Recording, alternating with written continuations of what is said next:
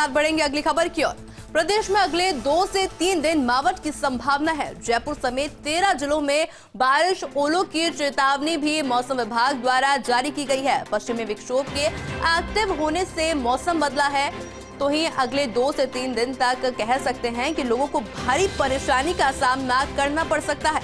29 जनवरी तक पश्चिम विक्षोभ का असर देखने को मिलेगा, तो वहीं पश्चिमी राजस्थान में रहेगा सर्द हवाओं का असर। माउंट आबू में पारा माइनस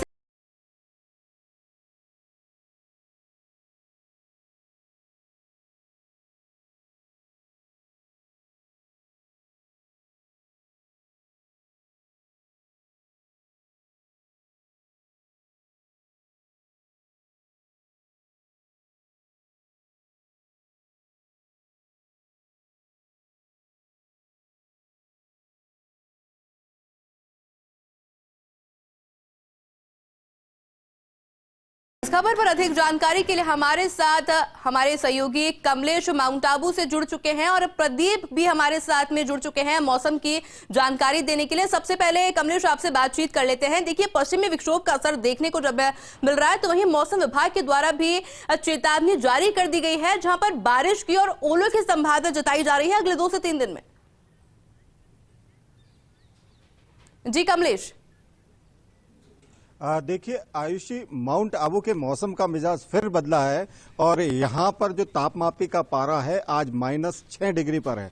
तो कड़ाके की सर्दी का दौर जारी है, जहां मौसम विभाग ने चेतावनी जारी करते हुए आने वाले कुछ दिनों में पश्चिमी विक्षोभ के सक्रिय होने के बाद जो इस प्रदेश के कई इलाके हैं जहां पर मावठ की बारिश के साथ साथ ओलावृष्टि की संभावनाएं जताई है, वो कहीं न कहीं प्रबल होती हुई नजर आ रही है। जहां माउंट आबू की बात करें तो माउंट आबू पिछले कई दिनों से लगातार माइनस में तापमान है और यहाँ का तापमान माइनस में चलते जो सामान्य जनजीवन है कहीं न कहीं प्रभावित होता हो।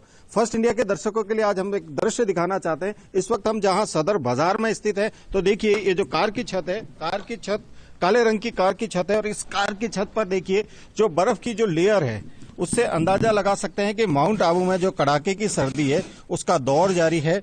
और आज जहां तापमापी का पारा यहाँ पर -6 डिग्री है, तो ये जो शहर के जो तमाम इलाके हैं आयुषी, इन तमाम इलाकों के अंदर बर्फ की जो मोटी लेयर है वो जम चुकी है। ओस की बूंदें कहीं न कहीं बर्फ में तब्दील होती हुई नजर आई और खास करके जो टूरिज्म क्षेत्र है माउंट आबू और पर्यटकों की पहली पसंद माउंट आबू रहता है, ऐसे में सर्दी के सीजन में जो सर्दी के जो शौकीन लोग हैं कहीं न कहीं माउंट आबू का रुख करते हैं। और आप देखिए ये जो बर्फ की लेयर है, इससे अंदाजा लगा सकते हैं कि माउंट आबू में आज सर्दी का क्या हाल है।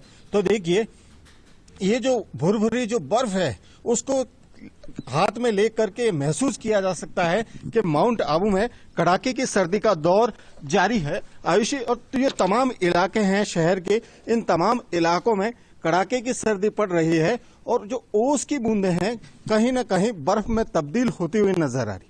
इस कड़ाके की सर्दी की वजह से जहां सामान्य जनजीवन प्रभावित होता हुआ नजर आ रहा है। देखिए दुकानदार हैं, दुकान खोली है अभी और कड़ाके की सर्दी का असर देख सकते हैं कि मफलर, जैकेट सब पहन रखा है। भाई साहब आज कैसी ठंड है? आज बहुत जोरदार ठंड है। आज ठंड से खड़ा भी नहीं रहा जा रहा, इतनी ठंड हो रही है। तो रोज कितने दिन हो गए माइनस में चल रहा है? माइनस ये कम से कम 10 से 12 दिन हो गए कंटिन्यू चल रहे हैं। कंटिन्यू चल रहे हैं। तो कैसे बच रहे हैं आप? घर से बाहर निकलते हैं जैकेट मफलर सब लगा के निकलते हैं घर से बाहर। सुबह 6 बजे निकलते हैं, हालत खराब हो जाती है। मेरे साथ यहाँ पर बुजुर्ग भी हैं, इनसे बात करते हैं। बाबूजी कोई परेशानी होती है? -6 आज भी टेम्परेचर है, जो खास करके इस एज के अंदर सर्दी को सहन करना। हाथ पैर ही काम नहीं करते हैं, बिल्कुल पूरा शरीर दुखता है। कैसे बचते हैं आप सर्दी? इतनी ठंड है, गर्म कपड़े पहन करके, सर में टोपी पहन के, मफलर पहन के, जूते पहन के चलते हैं।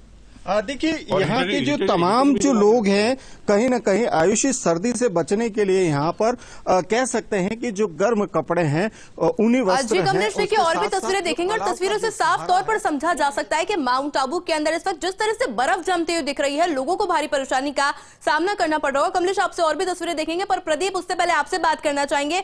झुंझुनू से हमारे सहयोगी प्रदीप भी हमारे साथ जुड़े हैं। झुंझुनू की कुछ तस्वीरें दिखाएं कि किस तरह का मौसम का हाल झुंझुनू में देखा जा सकता है। जी ऐसे मैं आपको बताता हूँ कि जनवरी का माह है, झुंझुनू में इस बार लगातार बदल रहा है। यहाँ ठंड का मौसम लगातार बदलने से सबसे ज़्यादा किसान वर्ग प्रभावित हुआ है।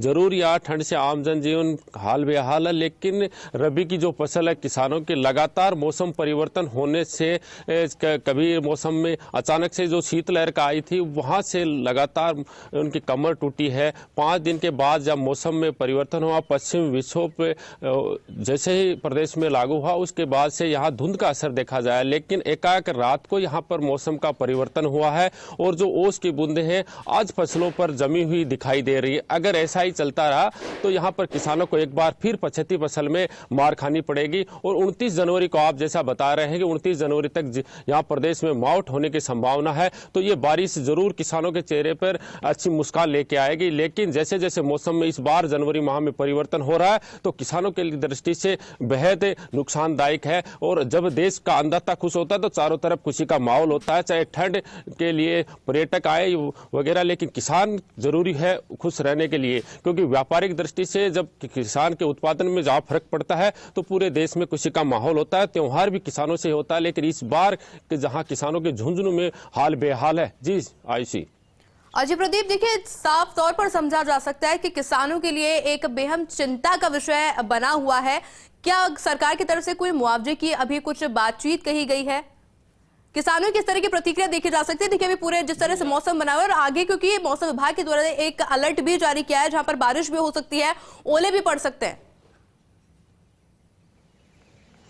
जी जी आयुषी, मैं आपको बता दूं कि लगातार जो जैसे ही शीतलहर के बाद पाला पड़ा था साथ में, उसके बाद गिरदावरी की सरकार की ओर से विशेष निर्देश दिए गए हैं। ग्रामीण क्षेत्रों में पटवारी और उनके साथ कृषि पर्यवेक्षक है वो लगातार विशेष गिरदावरी कर रहे हैं पूरे जिले में, और उनकी एक विशेष रिपोर्ट बनाकर जिला कलेक्टर को सौंपी गई है। यहाँ से वो सरकार के पास जाएगी और मुआवजे के तौर पर जरूर कुछ उनको राहत जरूर मिलेगी। लेकिन सबसे बड़ी बात यह है, मुआवजा कहीं ना कहीं किसान के लिए कोई अच्छा नहीं होता, वो उससे खुश भी नहीं होता। जब उसकी फसल अच्छी होती है तो वो कहीं ना कहीं बहुत अच्छी होती है उसके लिए। जी जी प्रदीप, आपका बहुत बहुत शुक्रिया हमारे साथ जुड़ने के लिए। तो